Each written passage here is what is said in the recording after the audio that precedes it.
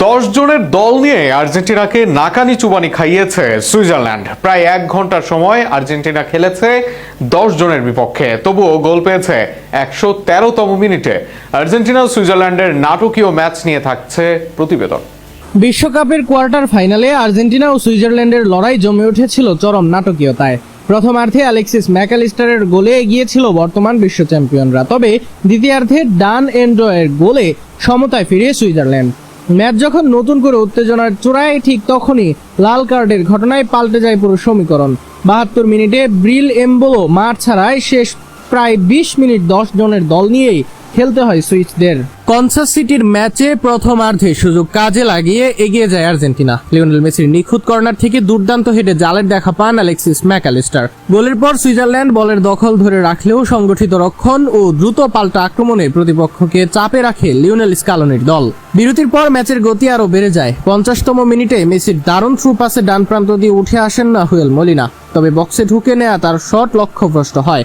3 minute পর মেসির corner থেকে আবারও সুযোগ তৈরি হলেও এনজো ফার্নান্দেজের হালকা ছোঁয়া কাজে লাগাতে পারেনি আর্জেন্টিনা।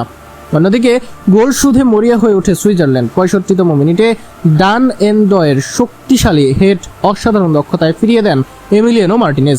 1 মিনিট পর আবার 30 গজ দূর থেকে গ্রানিট জাকার জোরালো শটও নিরাপদে সামলে নেন আর্জেন্টাইন গোলরক্ষক। তবে ক্রমাগত চাপের ফল পেয়ে যায় সুইসরা। 67 মিনিটে রিকার্ডো রদ্রিগেজের সঙ্গে দৃষ্টিনন্দন 1-to-1 পাসে আদান প্রদানের পর ডিবক্সের ঢুকে পড়েন ডান এন্ডয়ে। এরপর কাছের পোস্ট লক্ষ্য করে নেয়া নিখুঁত শটে মার্টিনেজকে পরাস্ত করে ম্যাচে 1-1 সমতা ফেরান তিনি। গোলের পর ম্যাচে নতুন শক্তি ফিরে পায় সুইজারল্যান্ড, আর কিছুটা চাপে পড়ে যায় আর্জেন্টিনা। সমতা ফেরার পর দুই দলের খেলোয়াড়দের মধ্যে উত্তেজনা আরও বাড়তে থাকে। 69 মিনিটে লিয়ান্দ্রো প্যারাদেস হলুদ কার্ড দেখেন। এর কিছুক্ষণ পরই ঘটে ম্যাচের সবচেয়ে আলোচিত ঘটনা।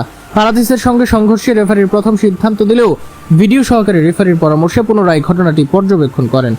ভিডিও রিপ্লে বিশ্লেষণের পর রেফারি সিদ্ধান্ত বদলে ব্রিল এমবোলোকে অভিনয়ের দায়ে দ্বিতীয় হলুদ কার্ড দেখান। ফলে 72তম মিনিটে লাল কার্ড দেখে মাঠ ছাড়তে বাধ্য হন সুইস ফরওয়ার্ড। তবে 10 জনের দল নিয়েই খেলা করায় অতিরিক্ত সময়ে, সেই অতিরিক্ত সময়েরও একদম শেষ পর্যায় পর্যন্ত ডিফেন্ড করে সুইসরা, কিন্তু খেলা টাই ব্রেকারে গড়ানোর 3 মিনিট আগে দুর্দান্ত এক গোল করে আলভারেজ, আর তাতেই জয় নিয়ে সেমিফাইনালে পৌঁছালো স্কালোনির দল।